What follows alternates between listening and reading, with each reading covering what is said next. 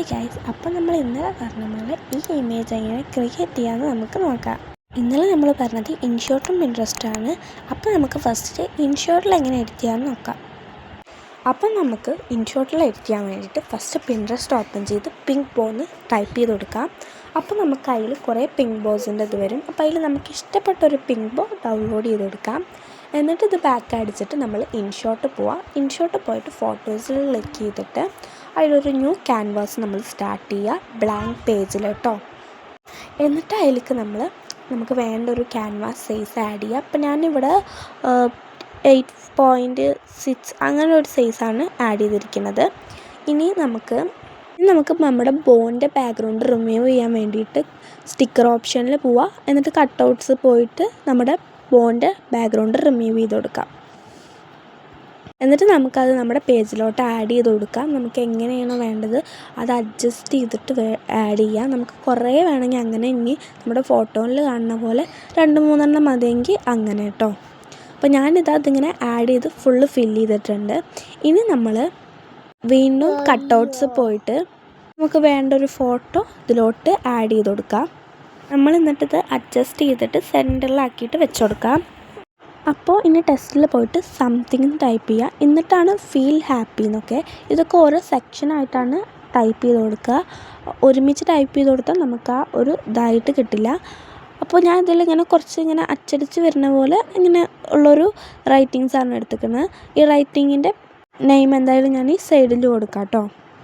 നമ്മൾ കട്ടൗട്ട് ചെയ്ത നമ്മുടെ ഫോട്ടോൻ്റെ ഈ ബാക്ക്ഗ്രൗണ്ട് മുഴുവനും ഇങ്ങനെ സെറ്റ് ചെയ്ത് കൊടുക്കുക. അതുപോലെ തന്നെ നമ്മുടെ ഔട്ട്ലൈന് പോലെ ഇതിങ്ങനെ സെറ്റ് ചെയ്ത് കൊടുക്കുക. നമ്മൾ ഈ സംതിങ് ഫസ്റ്റ് സെറ്റ് ചെയ്ത് കഴിഞ്ഞാൽ അടുത്തത് ഫീൽ, പിന്നെ ഹാപ്പി, അങ്ങനെ സെറ്റ് ചെയ്ത് കൊടുക്കുക.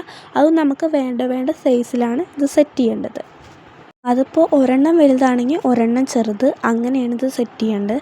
അതിനനുസരിച്ച് നമ്മുടെ ഫോട്ടോയും അഡ്ജസ്റ്റ് ചെയ്യേണ്ടി വരും, പിന്നെ നീക്കേണ്ടിയും ഒക്കെ അങ്ങനെയൊക്കെ വരും കേട്ടോ. അപ്പോൾ അങ്ങനെ ഞാനത് ഫുള്ള് ഫില്ല് ചെയ്തിട്ടുണ്ട്. ഇനി നമ്മൾ ആ ഫോട്ടോ എല്ലാം സെറ്റായി കഴിഞ്ഞാൽ സേവ് ചെയ്യുക. ഇങ്ങനെയാണ് ഞാൻ ഈ ഇമേജ് ഇൻഷോട്ടിൽ ക്രിയേറ്റ് ചെയ്തത്. ഇതാണ് ഇൻഷോട്ടിൽ ക്രിയേറ്റ് ചെയ്ത ഇമേജിൻ്റെ ഫൈനൽ ലുക്ക്. ഇനി നമുക്ക് എങ്ങനെ പിൻട്രസ്റ്റിൽ ഇമേജ് ക്രിയേറ്റ് ചെയ്യാൻ നോക്കാം. നമ്മുടെ ഈ വീഡിയോ ഒന്ന് സബ്സ്ക്രൈബും ലൈക്കൊക്കെ ഒന്ന് ചെയ്തോ കേട്ടോ. പിൻട്രസ്റ്റിൽ പോയിട്ട് പ്ലസ് ഐക്കണിൽ പോയിട്ട് കൊളാബ് എന്നുള്ള ഓപ്ഷൻ കൊടുക്കുക. അപ്പോൾ നമുക്കൊരു പേജ് ഓപ്പൺ ആയിട്ട് വരും. എന്നിട്ട് ആദ്യത്തെയും പ്ലസ് ഐക്കണിൽ പോയിട്ട് പിങ്ക് ബോ അഥവാ പൂക്കിന്ന് നമ്മൾ ടൈപ്പ് ചെയ്ത് കൊടുക്കുക. അപ്പോൾ നമുക്ക് കുറേ പിങ്ക് ബോസ് കിട്ടും. അപ്പോൾ നമുക്ക് അതിൽ ഏതാണോ വേണ്ടത് അതിങ്ങനെ ആക്കിയിട്ട് സെറ്റ് ചെയ്ത് കൊടുക്കുക. നേരത്തെ ചെയ്ത സെയിം മെത്തേഡ് തന്നെയാണ്. അപ്പോൾ നമുക്ക് അതിൽ തന്നെ ബാക്ക്ഗ്രൗണ്ട് റിമൂവ് ആയി കിട്ടും. ഇനി നമ്മൾ ഫോട്ടോയും അപ്ലോഡ് ചെയ്യാം. നമുക്ക് ഏത് ഫോട്ടോയാണോ വേണ്ടത് അതും ഓട്ടോമാറ്റിക്കലി ബാക്ക്ഗ്രൗണ്ട് റിമൂവ് ആയി വരും. എന്നിട്ട് നമ്മളത് ആഡ് ഓപ്ഷൻ കൊടുത്തിട്ട് നമുക്ക് വേണ്ട ഒരു സൈസിന് നമ്മുടെ ഫോട്ടോ അഡ്ജസ്റ്റ് ചെയ്ത് വെച്ച് കൊടുക്കാം.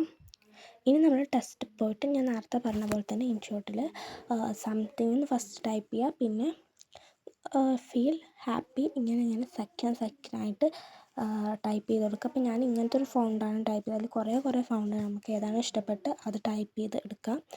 ഇനി അതേപോലെ നമ്മളിനി ഇതും അങ്ങനെ നമ്മുടെ ബാക്ക്ഗ്രൗണ്ട് ഫുള്ള് ഈ സംതിങ് ഫീൽ ഹാപ്പി എന്നുള്ള ടൈപ്പ് കൊടുക്കുക. ഇനി നെക്സ്റ്റ് കൊടുത്തിട്ട് സേവ് ചെയ്ത് കൊടുക്കുക.